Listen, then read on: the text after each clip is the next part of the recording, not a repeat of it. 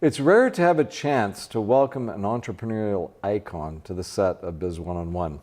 Peter Thomas, among his storied career, has authored 4 books and is the person who brought Century 21 real estate brand into Canada. He became recognized around the world for his commitment to value-based living. Peter's here today to talk about LifePilot with Jennifer Carroll, to whom he is handing the torch of leadership of this 40-year-old organization. Welcome, Peter and Jennifer. Thank you, Randy. So great to have you here. Peter, there's so much to talk about. Let's start with LifePilot. Sure. What is it? LifePilot really is a system of getting to understand what you want to be in life, where you want to go, and what's important about life. So if you can understand that, the earlier the better, and it's based upon understanding what your values are.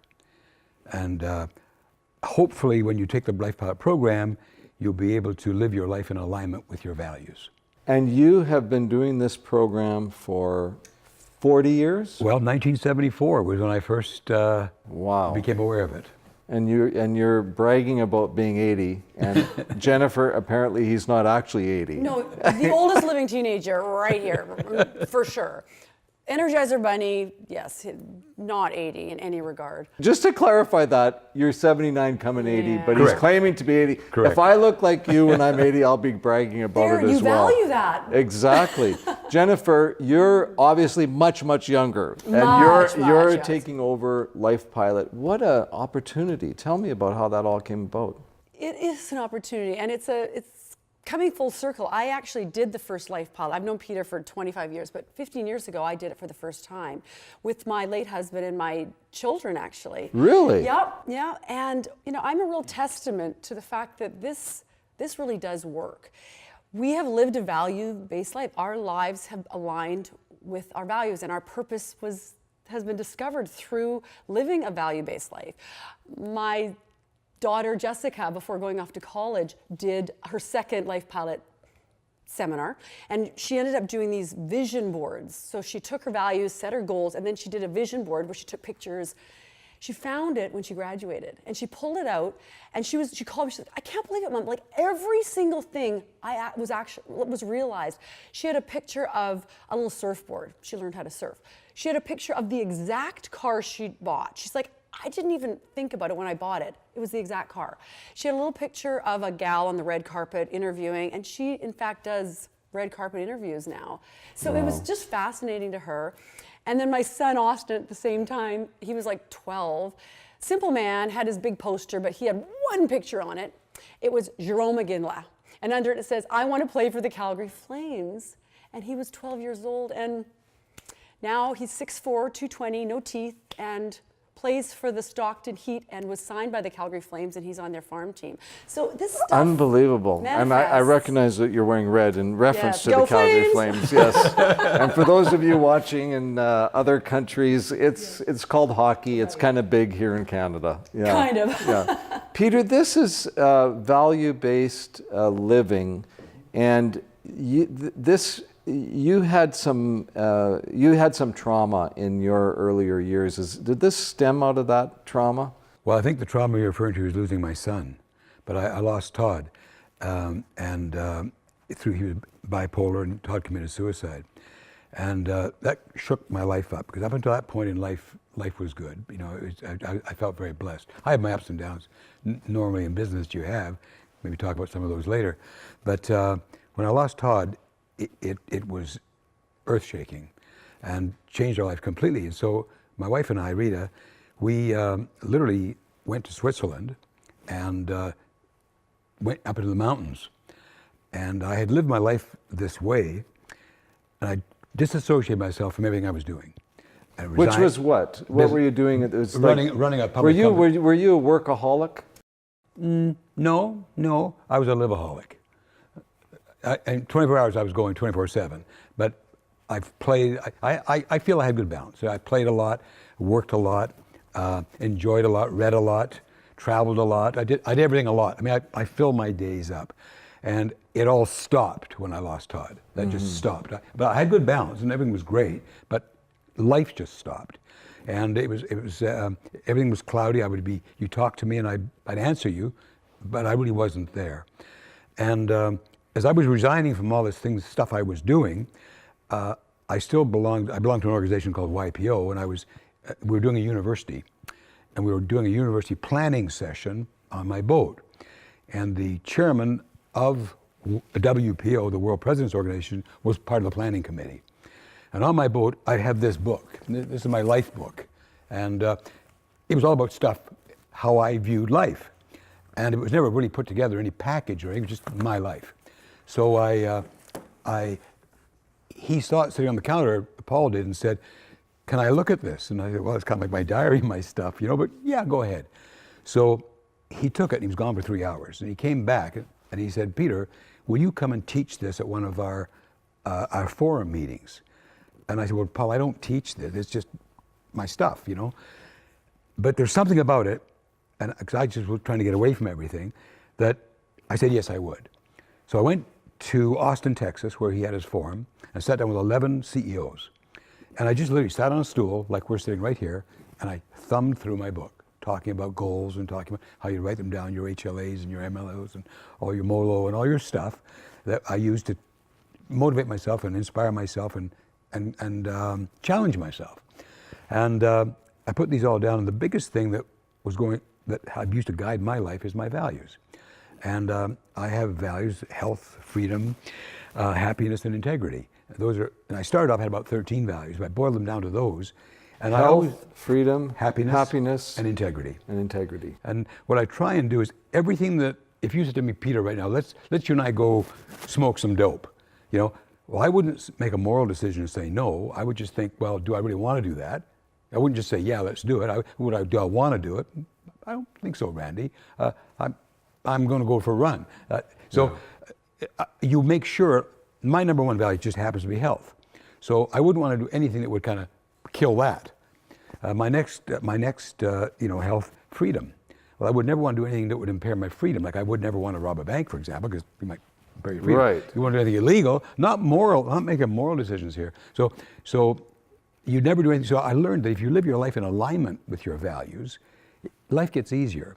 It's never easy to make values-based decisions, but it's better to do that every time you do it. Every time I have to make a decision about anything, my priorities always relate to my values. So anyway, to get quickly back to what happened, after that workshop where I presented the 11 CEOs, Paul said, "Peter," and I realize now he was helping me heal. Right. This was all part of your mourning process. Correct. And I didn't realize that as much. And he said, "Peter, you've got to get this going. You've got to teach this to the CEOs." We had thousands and thousands of CEOs all over the world. He said, you've got to teach this to them. Wow. And he said, "You've got to put this in a sort of an order." So Reed and I then went back and we hired a PR firm, an advertising firm, and sat down with colors and organization and put it all together in what we have a 4-hour workshop. And we teach that workshop all over the world. So I went back to Switzerland and started making phone calls.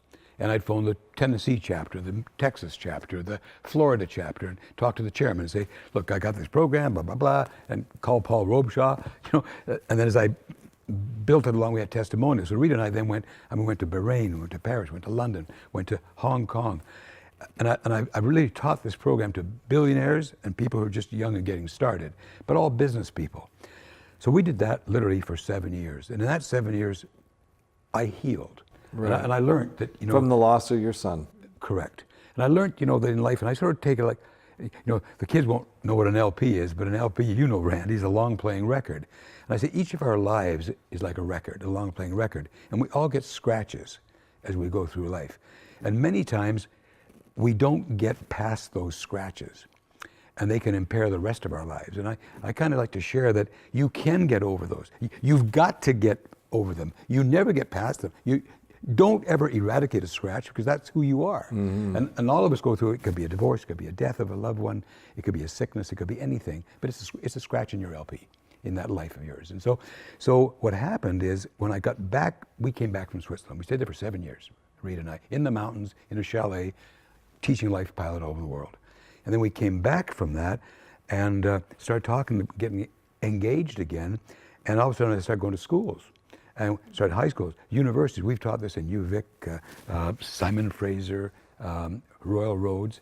And in fact, Royal Roads even embedded this program into their MBA program, where they teach now values, which is critical in business. And Jennifer, you're now having the opportunity to pick up the ball and run with LifePilot. What strikes me when I listen to you talking about what you're doing and how it came about is, I don't know whether anybody's really teaching me about my values before. I got into business when I was 19. I hadn't thought of, and I have great parents, and they've passed away, but I have a wonderful family. Are values something that are to be taught or to be really considered, or is it just you're just supposed to figure it out? Well, discover, and that's what we do in the seminars. It's the first thing we do is ask people, what do they value? I mean, it all boils down to the tough questions we ask ourselves all the time, like, what do we want? Yes. How do we envision our lives? How do we make a difference? How do we leave a legacy, live our lives to leave a legacy? And these are tough questions. But as Dr. Seuss says, sometimes the questions are complicated and the answers are simple. And maybe, just maybe, the answers to these tough questions can be boiled down to vision and values. And we talked to a room full of very successful people, 100 people the other day, very successful people. And you have to sit and look at this list of values and say, what is it that I value? And then narrow that down.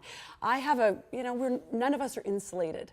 And one of the biggest things we teach is focus. That's, once you have this vision, you have to focus and stay positive. I lost my husband 5 years ago. And when that last year of his life, I realized more than ever the significance of LifePilot and how living a value-based life is imperative, because all of a sudden this world of infinite opportunities that we had for decades was shrunk down to our home, our backyard, the hospital. Right. And we learned a word that we didn't know much before, and that was no. And we had all this stuff coming at us. You know what we did? We narrowed our values down to pretty much 4 values: health, family, friends, and faith. And as life came at us, if it didn't fall into there, right, we didn't do it. We said no. And as a result, Phil and I, through that last year of his life, we were able to live a value-based life focused on what we were doing and not what we couldn't do. And we were able to celebrate that, because one of the parts of this program is to reflect and to stop and see where you're at and look to where you came from and celebrate even the smallest of victories. And I don't know if people do that enough. We need to celebrate and reflect on what we've learned. And so I think that that's a big part of this LifePilot program, is to recognize your values at any age, and they change. They change. I learned when I first did the first summer that I really value my voice and sharing stories and trying to impact lives. And I just feel so excited that 15 years later, I'm now really diving in head first into something that I believe in, and I really feel that I needed those 15 years to live it. I've lived it.